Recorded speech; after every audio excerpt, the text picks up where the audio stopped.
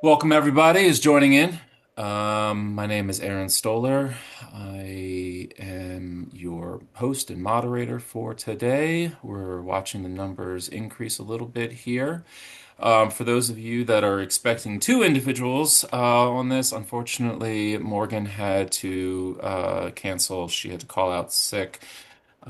She's doing okay, but she said she lost her voice, and so voice is kind of important for one of these. Although she could certainly text us and answer questions live, we will definitely reschedule her. So just waiting for those numbers to come in a little bit more. I'll wait 30 more seconds. You getting the vacuum cleaner job in your office, Mike? Yeah, give me 1 second. Okay. No, it's okay. You can barely hear it. I was just wondering. Okay, if you could barely hear it, yeah, somebody is vacuuming right now. No worries. And of course, it's the day I left my earbuds at home. I think they do a better job of noise cancellation. It's no worries at all. Okay, let's get started here. Welcome, everyone. I have lost count of how many of these webinars we're doing, so I'll just call it number 15 because I think that's approximately right. My name is Aaron Stoller. I'm with a consulting company called Exponent. We operate around the world, and I am so pleased to have you all here today. For those of you that have never joined the conversation before, let me just give you a quick preface. So, this is exploring careers in ecology, but we really do environmental science and all sorts of professions in environmental science.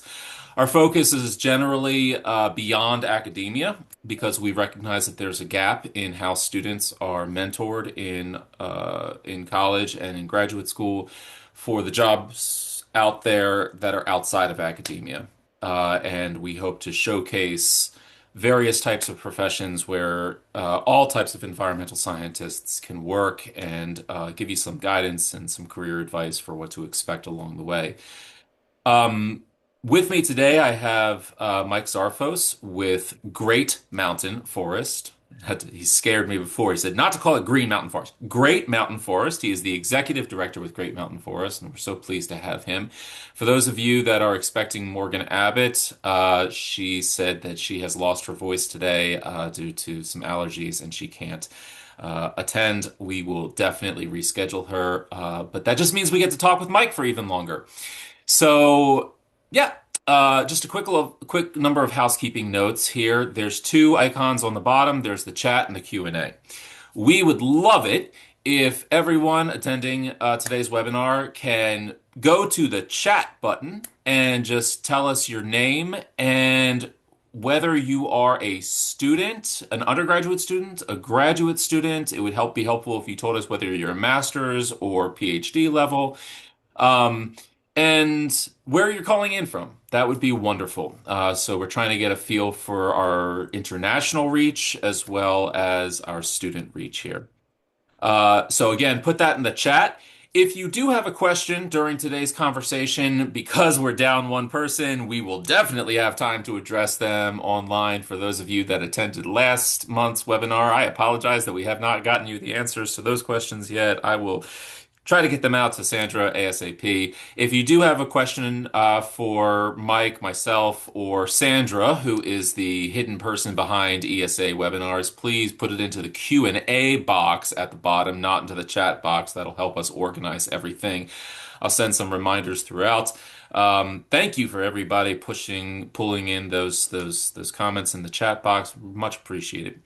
Scheduling wise, we've just scheduled the next three sessions for April, May, and June. Spoiler for the May one, it's going to be me. It's the first time that I've ever shared my career journey on this platform before. For those of you that are raising your hands, don't raise your hands just yet. We'll be able to do that maybe a little bit later, but it would be most helpful if you have a question to put it into the Q&A box. Much appreciated. Um, we are going to take a break in these podcasts or these webinars, I mean, for July and August just to accommodate the chaos that occurs around the ESA annual meeting. Halfway through, we're going to invite Sandra. Again, she's the hidden person behind that ESA webinars profile on your screen. We're going to invite Sandra to give a few announcements about ESA and upcoming conferences and upcoming classes. Okay, let's kick this off. Instead of me fumbling over introductions, as I almost always do, I just like to give it over to our speakers for today. So, Mike, I would love it if you could just introduce yourself, tell us a little bit about Great Mountain Forest, what you do, and then we'll take it from there. Be more of a casual conversation. Cool. Thanks for having me, Aaron. And thanks to everybody who's attending and sharing the places you are in your careers in the chat. I was glad to see a few Syracuse universities in there. Yeah, so I'm Mike Zarfos. I have a PhD in forest ecology from the State University of New York College of Environmental Science and Forestry, and a master's of international relations that I pursued in parallel to that at Syracuse University's Maxwell School of Public Affairs. Um, and I'm the executive director of Great Mountain Forest. I would call us a demonstration forest. We host research, education, public access, and we do a lot of active forest management. And we have a lot of educational programs. So happy to talk about that in more detail if anyone's interested. But if you want to learn more, you could just check out our website, greatmountainforest.org. I assume that, well, hopefully many of you are familiar. Well, I guess you're ecologists of all different stripes, I imagine. So a demonstration forest is, a place that people develop. They develop like our knowledge of forestry and forest ecology through different manipulations and research. I like to think of this as sort of a meta concept. We're demonstrating all the different ways that a forest can be managed in ways that improve resilience and biodiversity, but also serve the community around it. And you're Become primarily located in Connecticut. That's where Yeah, the yeah. okay. We're a 6,000 acre forest in Northwest Connecticut, which is big for Connecticut. Other than Yale, Yale Myers Forest, we're the biggest nonprofit forest in Connecticut. Um, yeah, yeah. And that's, I just like, that's kind of my sales pitch, my very quick sales pitch for the organization, which is to say, like, I spent a long time getting a PhD and there was nothing in there. Well, is there nothing in there about sales? I guess you're selling your work to your committee and you're trying to sell your work, I guess, to different people in different ways. But moving from the PhD into a more of a management role and then one where you're ultimately responsible for an organization is a very big cultural shift. Yeah, I'm selling all the time. Uh, We can chat about that for sure. I love that analogy, and I think that a lot of people will benefit from that. Just because we have the time, and I'm very interested in learning more about Great Mountain Forest. So who all does research inside of the forest boundaries? Yeah, primarily, well, so there the two groups that we see most often are the Connecticut Agricultural Experiment Station, which is the oldest station of its kind in the country. They have, I think they've got I think it's 60 years or so of forest monitoring. I think some of them are even, there's another plot that's even older.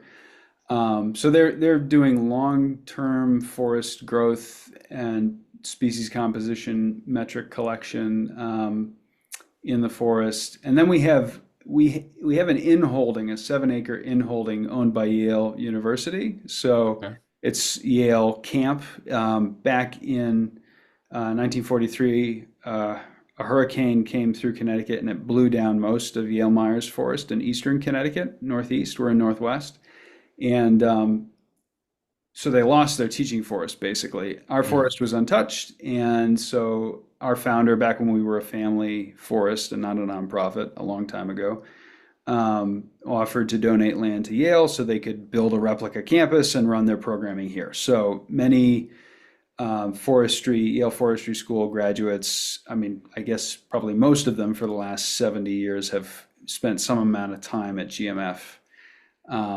And many of their MS students will have done some research here. And we're trying to motivate a lot more of that. So research has been lighter recently. Charles Canham's work developing the sortie forest growth models, I believe the majority of the data for the original sortie models was collected here. So that was some very impactful research happening here in the 90s that we were, very, very grateful to have been able to host. But there's been a bit of a lull for a while, and we're trying to build it back up. So let's talk about that lull because I'm curious. What incentivizes this type of forest to be created? What is the motivation to have this forest, and ultimately, what is the motivation to have an executive director oversee such a forest? Well, I mean, so the folks who created Great Mountain Forest were two friends, Childs and Walcott, in 1909 from the city decided that they wanted to create a game. They wanted to restore wildlife, game in Northwest Connecticut. So they started buying up land that had been completely deforested, used for charcoal production, and making ponds. Their goal was to reintroduce extirpated waterfowl. And Mm, that's where American conservation was at the time. It was very focused on all these wildlife species that have been wiped out by markets for wildlife and land use change. So that's how it all started. And then the second generation, Ted Childs was really interested in forestry. He was a Yale School of Forestry graduate. And so he and his crew really focused on, I think they planted 90 different species of exotic conifer here at the time. They were really interested in hosting Yale master students and researchers. And then eventually, in the third generation, um, the question became, how can we sustain this as a family enterprise? And that's when they decided to work with the state agency and the U.S. Forest Service to conserve the land with a federal easement and then to transfer it into a nonprofit. So that okay. was that was in the early 2000s. Okay. Is there still any focus on wildlife management, or is that left? Oh, sure, sure. But I mean, so like, I have heard from multiple authoritative sources that we were the site for wild turkey reintroduction in Mm, Connecticut. Um, so that's pretty cool. But these species are reintroduced at this point, with the okay. exception of wolves and cougars, which would be very controversial. We're not really reintroducing charismatic critters to Connecticut anymore. So really, we're more focused on building forest resilience. Our main threats are climate change, invasive plants, and invasive diseases that are, Hmm. keep taking out one tree species after another. But yeah, we do some management for wildlife. So the endangered New England cottontail, we've done a cut targeting that to create better habitat for it. We're currently doing some cuts that are meant to create, basically release good roosting trees for endangered bats. We're going to be doing some research this summer to see how many endangered bat species are still present on the property and start to connect their activity with different ecosystem characteristics. Okay. So management history, forest density, species composition, that kind of thing, because there's still a lot of open questions about what kinds of habitat characteristics these species are using, and the answers to those questions will impact regulation around management and conservation of these species. So. So I'm going to ask the question that I know is on half of the audience's mind at the moment. Do you hire seasonal interns, and if so, who can they talk to about that? Yeah, we do, but it seems like most of your folks are post undergraduate. So Okay. we've been running a undergrad internship for 78 years now, where we take forestry undergraduate students or natural resource undergraduate students broadly, but generally forestry, and give them a taste of, all the things that you would do as a forester in a working forest. Plus probably a maintenance person. So there's a very wide variety of things they'll do. This summer, they'll be marking a harvest, they'll be marking a wildlife treatment, doing inventory. They'll be splitting lots of wood, they'll be cutting down trees, they'll learn how to use a sawmill, how to, estimate the yield they would get out of a tree, once it goes to the mill. Um, Things like that. They'll do some wildlife monitoring. And I'm assuming that your seasonal interns for this year are probably either filled or it's extremely competitive. But Yeah, they're filled. yeah, so students for the following year can certainly go to the website to look for Yes, opportunities. the best thing to do would just be to sign up for our newsletter. So if you go to Wonderful. our homepage, there's a button there for signing up for the newsletter, and we always post in the newsletter that the jobs Okay. are open. Excellent. For those of you wondering, I will be posting Mike's contact information, but more importantly, as Mike just suggested, information for Great Mountain Forest's website. All right, so going back to the Great Mountain Forest here, again, just kind of curious, and because we have the time, you mentioned an agricultural component, you mentioned a forestry component. I'm curious, what's the balance in which you operate between helping the state agencies and helping universities and researchers? Mm. I mean, it's really we would be happy to help them both as much as almost as much as they'd be willing to work with us. There certainly hasn't been any pressure on our capacity to host different projects at this point. Okay. The forest is pretty big. The treatments tend to be pretty small. Yeah, so we balance in the forest is more apparent when you're thinking about recreational use versus management versus research. Mhm. Um, we have a hunting season where we actually close down the forest for 2 weeks. That's to control, sort of out of control deer browse is the intention with that. But folks, there's always question marks in people's minds about why the forest is closed. Why are people hunting? Is that important? Is that worthwhile?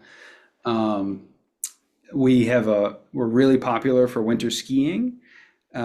We have gotten away with not doing many treatments in the winter up to this point, but we may have to in the future, and that would be sort of a something that would need to be navigated because one of our major ski routes would basically get turned into a road for a logging operation, Mm. which would those kinds of balancing those different interests is a challenge. Do you have any researchers who are interested in like ecotourism research, like ski resort management? Well, ski resort would be a strong A word. stretch, Yeah, sure, but that's a very strong word. cross-country skiing or Yeah, just yeah. open trail management for Uh, ecotourism. Not currently, but we'd certainly welcome that kind of research. Yeah. Okay. So it sounds like it's safe to say that forests like the Great Mountain Forest, like the Yale Forest, these forests that are managed for applied research, really, and I guess I shouldn't speak on behalf of Yale's forest, I'll just speak on behalf of GMF.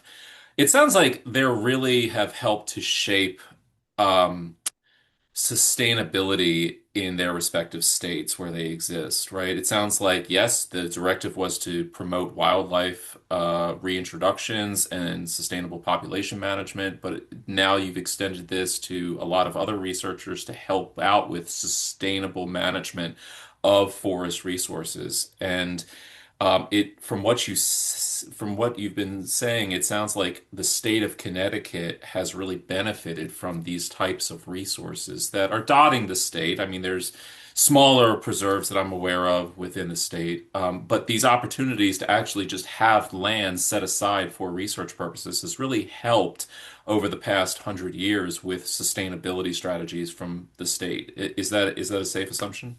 Yeah, I think that's true. I think a among our partners, the folks at Yale and the folks at the Ag Station have published a lot of work that has informed practical forest management decision making in Connecticut at the state level and probably, in New England as well. So, Okay. yeah.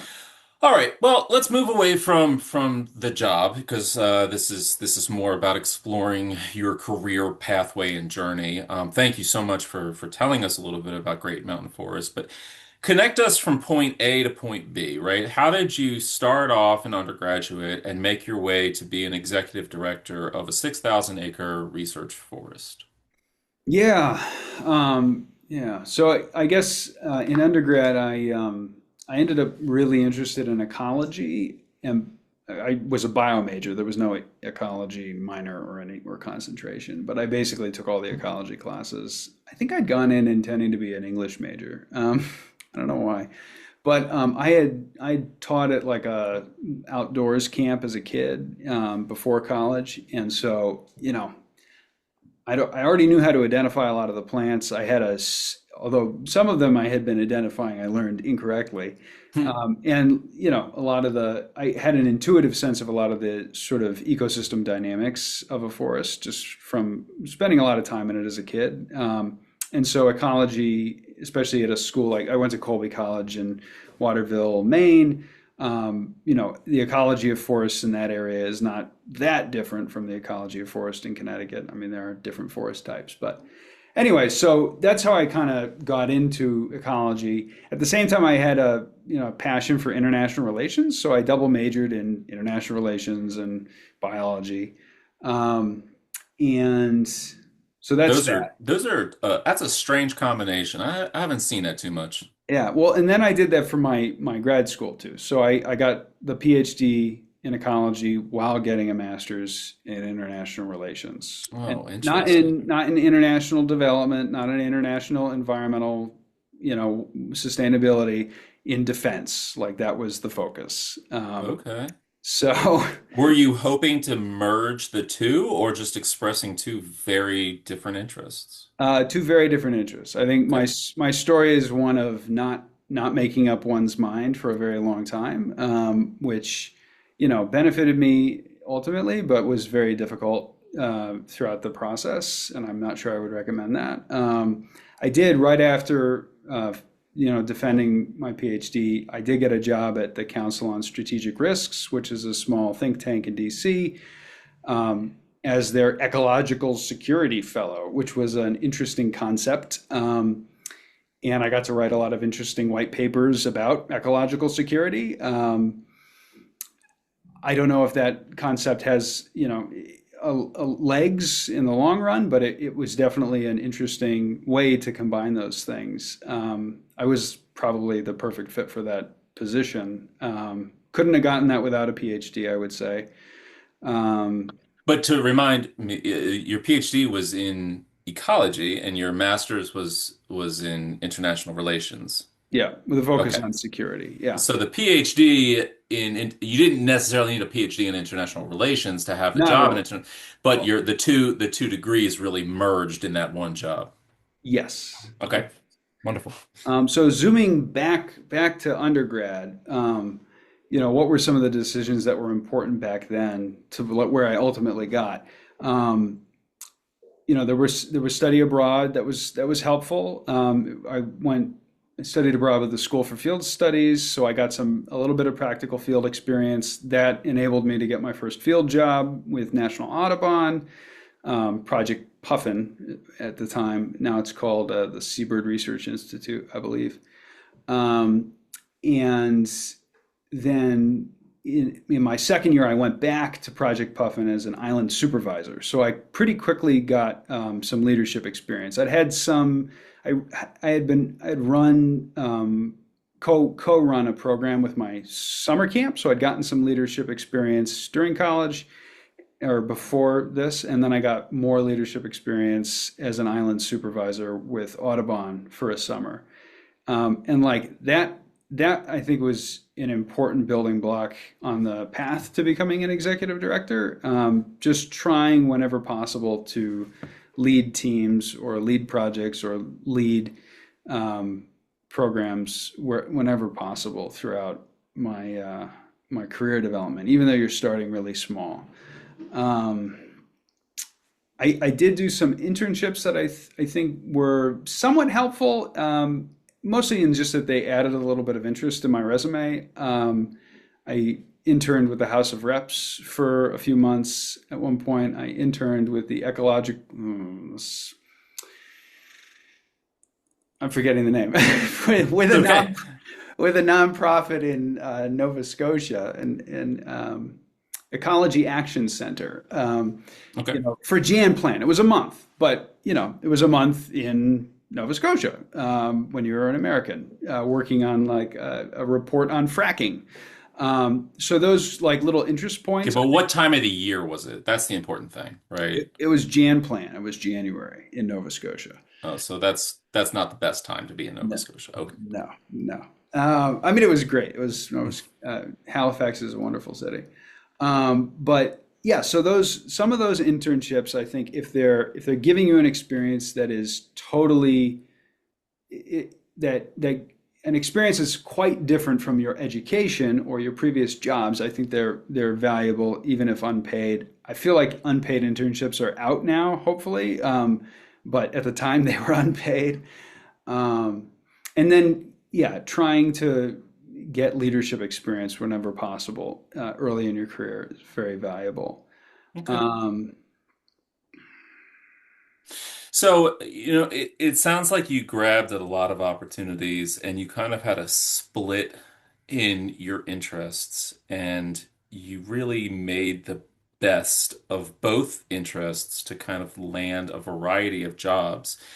Moving forward to where you are now, it seems like you have the relations part of the international relations in the job, but are you doing any international relations component in the current position? no, but there were courses I took as a part of that master's that were really valuable to my Such career. as? Nonprofit management. Okay, Yeah. wonderful. So Let's shout very that one helpful. from the rooftops as a lesson learned from this webinar. Nonprofit management. I actually just recommended that somebody who is the farthest thing away from an MBA go back to get an MBA, just like a year online course or something, and specifically focus on nonprofit management because I think a lot of people don't think of that as a course unless they enroll. So, what other courses besides nonprofit can you recall? Yeah, I think that would be the most valuable for its applicability to what I'm doing now. But econ classes were helpful, doing like cost benefit analysis. I took like a basically an adaptive wildlife management course, which was very quantitative, but also very applied, and that was really helpful because otherwise, in a college, a PhD in ecology doesn't necessarily give you a lot of practical land management knowledge. You understand a lot about the ecosystems, but I am I am running a managed forest. I do have Hmm. foresters on the team. They're the ones who make the ultimate recommendations about how we're going to manage the forest, but I need to understand that stuff without having a forestry S- degree. Oh, you're muted. Um, That was okay. on purpose because Okay. Yeah. I had a phone call coming in that was very loud. Um, Sorry, go so, ahead. so adaptive management stats, I think to some extent was helpful.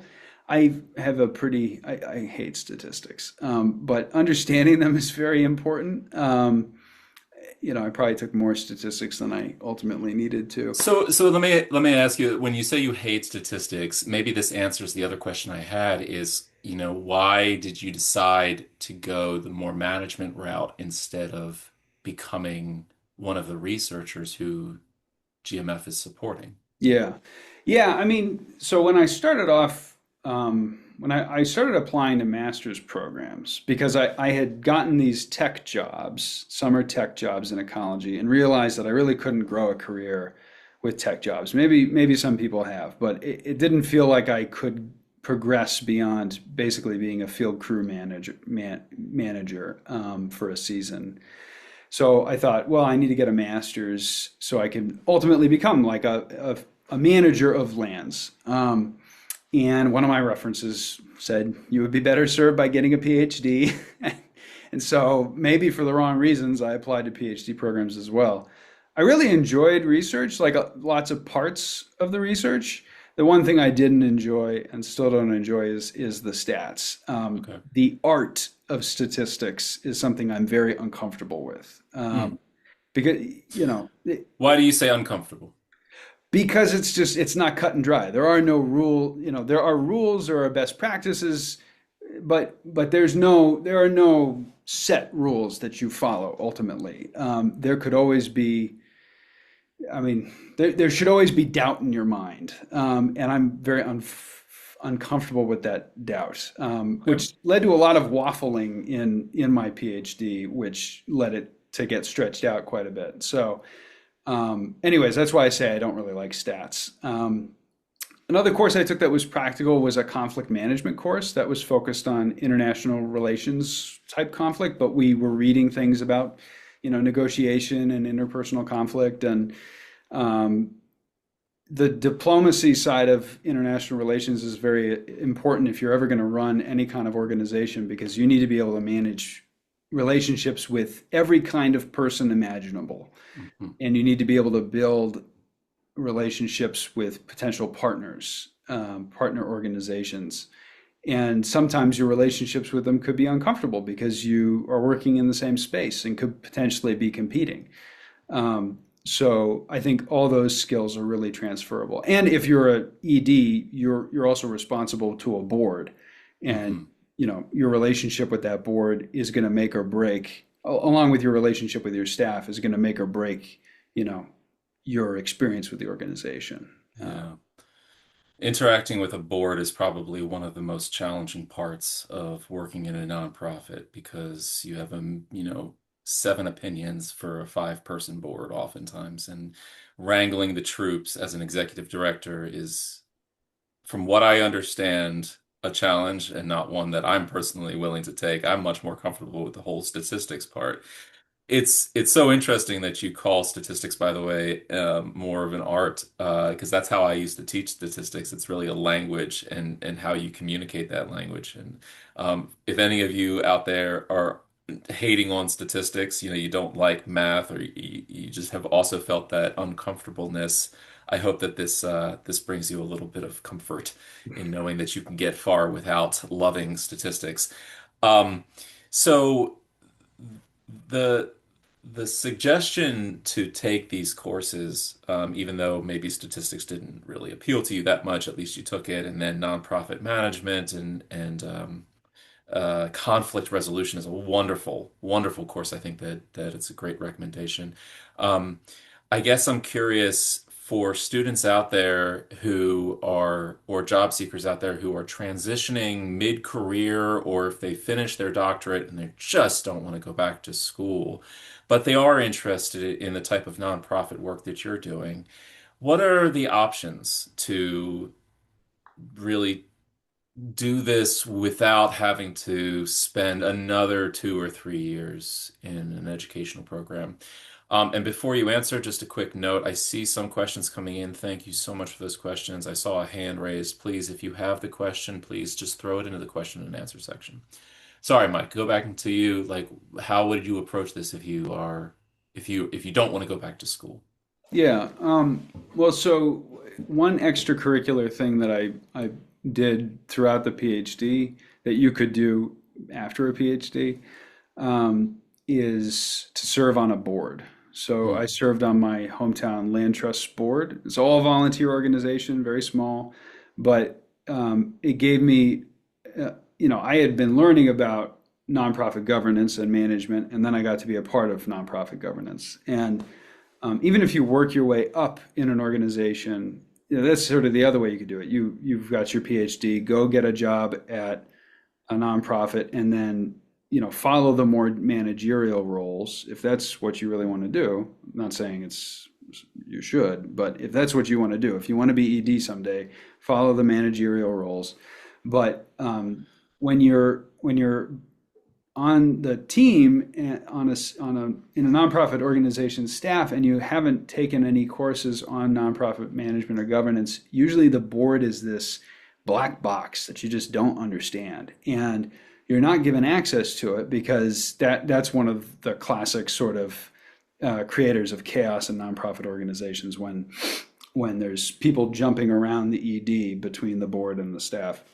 Um, so, and if you don't understand how boards work, you're going to be hard pressed once you get to the senior leadership levels to actually be effective in that role.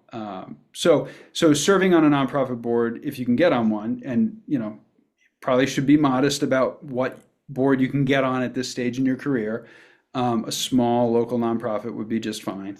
Um, yeah, so I served on that board for 10 years. I served, and one thing led to another, as they often do. I served on a regional conservation partnership board for 2 years and got a lot of useful connections and also more sort of sophisticated experience of organizational planning and analysis in that board because it was an organization in transition. And then I ended up on the board of the summer camp I used to be a part of as a counselor, which is it's a conference center and summer camp and after day and day school program. It's a big nonprofit. And so that board work, I was probably contributing less, but I was learning a lot more about how you run a more complicated nonprofit organization. Mm. Yeah, I definitely recommend it. Also volunteering. Volunteering for if you can volunteer and take on jobs, take ownership of some project, lead a grant application, something like that. Use your skills to present to the public. Learn how to Yeah. translate science for a lay audience, through presentations or something like that. Um, and then if you do that as a volunteer, even if you're not on the board, you're building, credentials in that area. The other thing I think is really important, and I didn't get a taste or a feel for this until I was doing the board work, and maybe after I finished the PhD, is you need to understand the landscape you're operating in, the Mm. organizational landscape. Um, it probably feels sort of infinite when you start off, but it's not. There's a certain number of organizations that matter, and that could be potential partners, they could be potential employers, they may have people working at them who you should connect with, and really studying those organizations and the landscape you're operating in, I think is really important for progressing in the career. Um, yeah. So if I may just like make an inference, I think that your unique background gave you some of the skills to figure out what skills you needed to advance. Because you're talking about different things that you've picked up by working with nonprofit boards, but some of those things are very good buzzwords to put on a resume, but I think a lot of scientists working in master's or PhD level, they don't normally think of conflict resolution or uh, board reorganization or board communication. They don't normally think of those as ticket items to put on a resume when they're searching for nonprofit jobs. I've seen this before in practice where I review a resume and where is all of your nonprofit experience that you clearly have, but you're not advertising. Um, and is that generally a safe assumption though, that I think your experience has helped you figure out what those ticket items are? I guess I think a pattern throughout my career has been that I've said yes to a lot of things, and yeah, so that the strength of that is that I got to learn a lot of different things and get Yeah. exposure to a lot of different things. But the weakness of it is that I had very little time. Um, when you're doing your nonprofit work, you're not doing your PhD work. Yeah. You've got a conflict of commitments. And so that can lead to things taking a lot longer, or maybe your work doesn't end up being as good as you want it to be. Um, and that could be pretty torturous. So, and that I wouldn't necessarily recommend it. Yeah. So I do have a question on that, but I'm gonna break here and let Sandra make some announcements. But just as a spoiler, I do want to ask about nonprofits and maybe people who get stuck in a cycle of nonprofits not advancing anywhere, because I see that happen sometimes. Before I answer that, before we address that question, Sandra, please take it over for some announcements. And if anybody has any questions and answers while Sandra is giving this, please do put them into the Q&A, and we should have some time to address them after that one question. Sure. Thanks, Aaron, and thanks, Mike. Hi, everyone. I'm Sandra Del Rio, Professional Development Coordinator at ESA. Thanks for joining us at another episode of the second season of Exploring Career Opportunities in Ecology. We have more episodes scheduled, and you can register for them in our webinars webpage. I will be sharing all the links and relevant links in the chat soon. But just know that you can register for the upcoming webinars, and you can also access the past recordings there. I also wanted to share some upcoming professional development opportunities that are available through ESA that you can register for right now. This month, we have several events coming up, including site assessment and general land management planning for invasive plants. That's going to be tomorrow. We have creative thinking for ecology education and bridging values and science, integrating environmental humanities into ecology teaching and practice. Then in April, we'll be hosting a Neon Data Skills webinar on remote sensing data in Google Earth Engine. I'd also want to mention ESA's Professional Ecologist Certification Program. For those who might not know, ESA has a certification program and it's been around for over 40 years, and you do not have to be an ESA member to get certified. You can learn more about this program at esa.org/certification, or feel free to email cert@esa.org with any questions. As a reminder, the call for social events at ESA's 2026 annual meeting is open, and the deadline is April 16.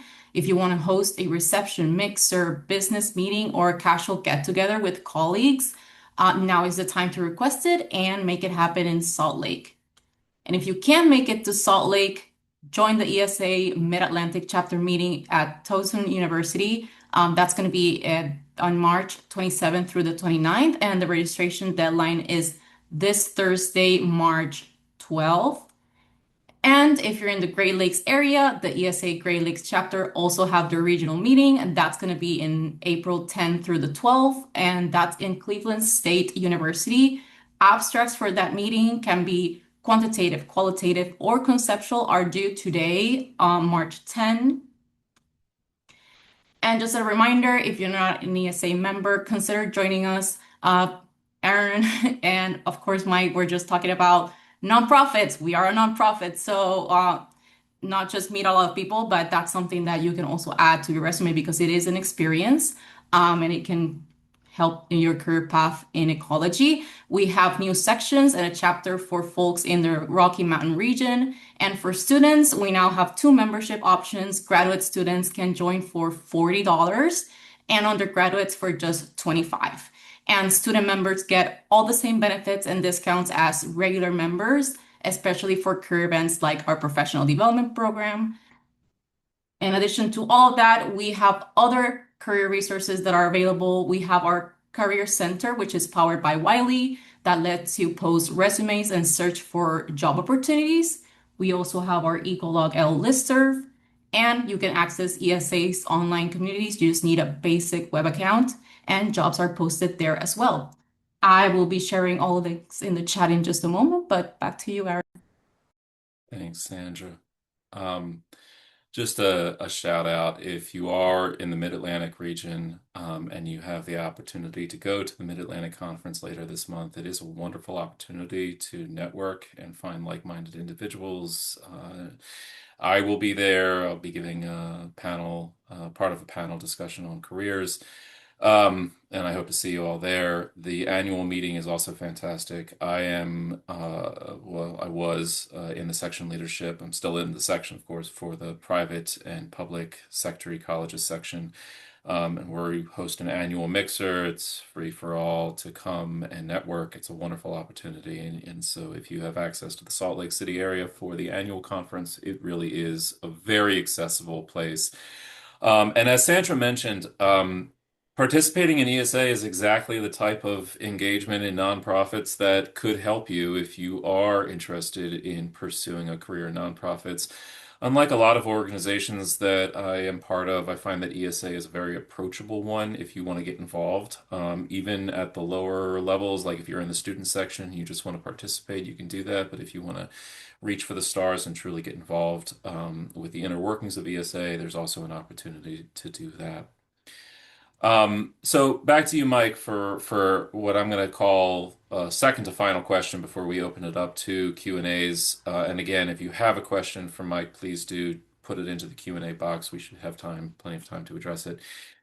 So what I've noticed, Mike, is in the past few years, definitely in the past couple of years, there has been a push into nonprofits because that's where environmental science and ecology is really being supported at the moment, especially in the US.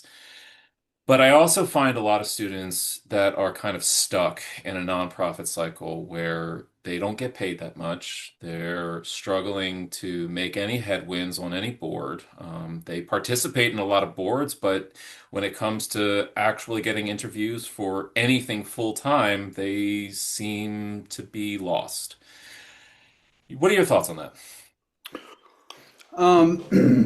Well, I guess I never got stuck at an organization. I mean, I got stuck, maybe not stuck in my PhD, stuck on my own accord. Took a long time to get through the PhD. But if you look at my resume, I jumped jobs almost every year. I think I did spend a year and a half at a mortgage company early on, which was also very enlightening and a useful experience. But I was careful not to jump too quickly. I think if you're jumping, less than a year at a time, that's can be a red flag. But if you're putting in a good year and moving on a few times, I don't think that's a bad thing per se. Um, yeah, I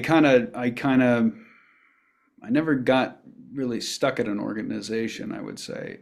It was less a question of getting stuck at an organization and more a question about getting stuck in a cycle of nonprofits that aren't helping to advance a career, right?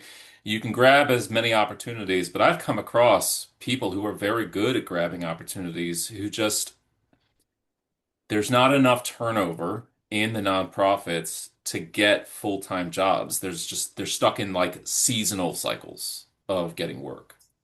Uh, hmm, yeah. Well, I mean, as I said at the beginning, that was why I wanted to get a master's, was I felt that my seasonal, that I was just going to be stuck getting Mhm. seasonal jobs. I did say that, I suppose. Yep.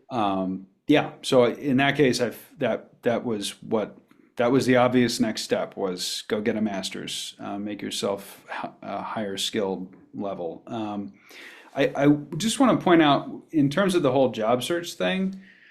Um, I haven't really applied to that many jobs over the last couple of years. I'm very inefficient at that sort of thing. I don't know why, but so I mean, out of the PhD, I bet I applied for like 20 jobs before finding, that think tank job, which I was just a really good fit for. Um, when I was applying to GMF, I was happy in the job I was in, but I was looking for stretch opportunities. I applied for several ED roles. I got two interviews, and then I got this interview. I was passed up. I was second choice, which has often been the case. Got into my undergrad off the wait list. I think I might have been the second choice for my PhD program, but I kept showing up, and I, wasn't afraid to ask, which is important, an important skill in general in the nonprofit world. For example, with grants and asking for money from donors. If you don't ask, and if you're not asking, and if you ask for too little, you're just not going to get it. If you don't ask, you're not going to get it. If you ask for too little, you're going to get too little. You need to be willing to fail, and make a big ask, and just not get it. But then also, yeah, finding things that are obviously a good fit for you, and applying for those things rather than just mass applying to a lot of things that are probably not great fits for you. Yeah. Yeah. I mean, I think that's a really valuable statement. Um, for those students that are saying, oh, 20 jobs, I've applied to 100 jobs, it varies for everybody and it's going to vary depending upon where you are, where you're trying to get to. So don't be discouraged if you've applied to 120 jobs and you hadn't heard a call back. As I like to say, the more jobs you apply for, the greater the chances of an interview. Final question for you, and then we have two wonderful questions that I want to address from our audience. Imposter syndrome. You're an executive director. Those two words have a lot of weight in this country, at least, and I think throughout the world. To say that you're a director of anything, um, I think a lot of people would be like, "I'm not qualified," even with maybe your credentials, even with having a PhD and volunteering for nonprofits, to say that I can step into or we can step into a role of an executive director. I would personally just have a tremendous amount of imposter syndrome. What are your thoughts on that? Yeah, and that definitely sneaks in at times. I had less of that when I first came in, and then we had a kiddo, and I took 3 months of leave. Although I spread it out, I was working 2 days and then on leave 3 days, which probably was, I don't know if that was the right choice. But anyways, when I came back from that, I'd been talking to a baby a lot, and I felt, I don't know what it was, I just didn't feel as professional. I don't know. And yeah, I mean, I think kind of you got to psych yourself out of it sometimes. You need to just remember that. I mean, if you're not, if you're perfectly qualified for your job, then you're probably not risking anything or stretching. And how are you going to progress in your career if you're not stretching?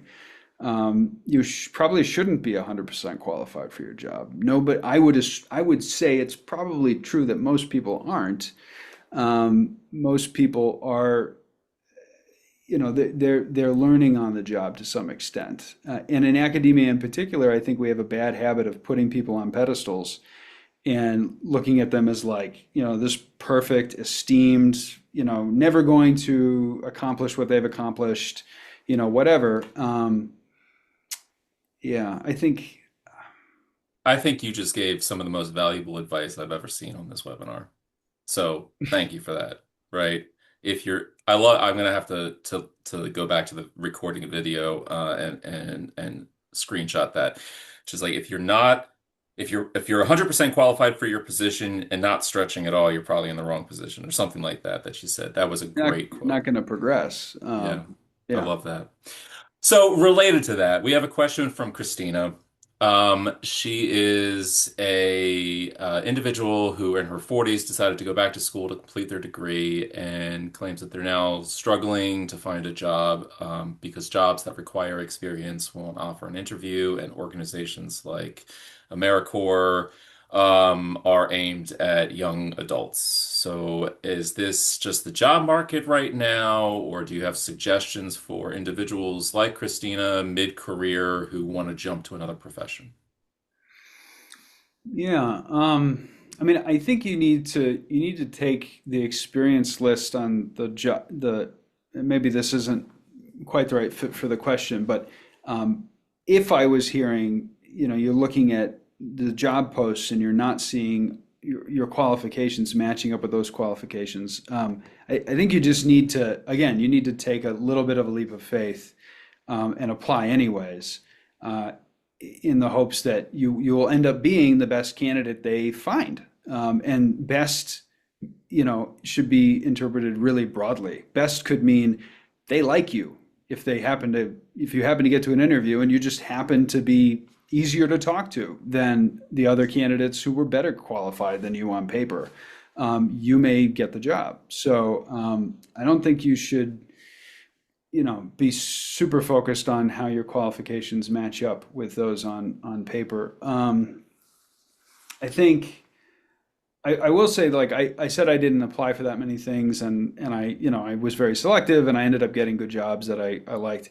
I didn't get a lot of interview opportunities at like big organizations with really annoying, intimidating application interfaces. So the orgs that can afford those things, the big international orgs or national orgs, I didn't get a lot of interviews with those. So I maybe I'm a bigger fish in a smaller pond. Um, I think someone who's mid-career and has acquired some really useful skills applying to a job in, like, we're in Northwest Connecticut. There's not a lot of people out here. If you happened to live in this area and you applied for, we were looking for someone to fill a particular role, your proximity would count for a lot, for example. Yeah. I know everyone wants to work remote now, but maybe not ever. I'm tired of it at this point. I like having the separation. But yeah, so maybe think about looking for more local or options as well. Yeah. So I like that idea of, like, maybe you're a big fish in a small pond. I think for my career, at least, it's been a constant pattern of being a small fish in a big pond and gradually working my way up to be a bigger fish, and then jumping to another career where I'm still the same size fish, but now I'm still the small fish and I have to work my way up again, and I'm constantly stretching. And I'll also just repeat this. I've given this advice on previous webinars. Age is oftentimes a benefit, not a detriment to a person's career, because you know how to work, you know how to show up, you know how to talk with people, you know some conflict resolution because you have lived experiences. And don't undersell age and experience as a beneficial factor on a resume. The second question that we have on here, you've kind of answered it, but I've seen this happen a few times. Would you say that having a PhD restricted your job opportunities? Or I guess let's phrase it in a little bit different. If you had just gotten a PhD in either international relations or in ecology, right? Do you think that that would have restricted your job opportunities? Um, and yeah. Yeah, I mean, I guess I could see it potentially restricting them. I mean, you went and you got this very specialized degree, presumably so that you could apply it to fairly specialized jobs. And that by definition limits your job options. Um, Unless you're willing to switch careers or broaden, your view of what your work could look like. But at the same time, like, I guess I do know leaders of organizations nearby who have PhDs, and they really don't draw on them professionally. They don't even list the PhD at the end of their name. I do because it's in forest ecology, and this is a working forest. It is relevant. It's relevant to the researchers who might come here. But yeah, there are people with PhDs in the area who I don't. They definitely don't play them up as a part of their executive director role. Now, how those things played into their interviewing process, I have no idea. But Yeah. I've had people apply for some job posts who had PhDs, and they were, maybe later in their career, and they were doing a switch. And I didn't look at the PhD and say, oh, they're not. This isn't a good fit. They were not a good fit for some other reason. I don't think that's been a signal that, oh, this is not I want to stay away from that. Yeah. It is also about how I think you sell yourself when you are applying. I mean, if you sell yourself and in a way that sounds like you're going to have a god complex over people that have only a master's or only an undergraduate, you're certainly not going to get the job. But if you sell yourself as somebody who has this experience as having a doctorate, but is really keen on using that in more non-traditional sectors where PhDs aren't often found, I think that you would have a lot more success. In your case, you certainly had a combination of different degrees that I think really helped. And it's certainly if somebody is in college now or is in graduate school now, taking that diversity of classes, maybe adding an MBA track to your program, or getting some international relations or national relations experience, political science experience would be really helpful. Mike, we're at time. Thank you so much for your advice. I'm going to hit you up for maybe a video snippet permission on that last comment. That was great. For anybody that wants to reach out to Mike, I've put his contact info in the chat box. People come onto this webinar because they want to help, because they want to offer advice. Please hit us up on LinkedIn, connect with us. Networking is the surest path to getting a job that you like. And you'll return the favor, I'm sure, one day as you grow your network. Thank you all so much for joining. Really appreciate it. And I hope to see some of you at the Mid-Atlantic Conference coming up shortly. Bye. Thank you.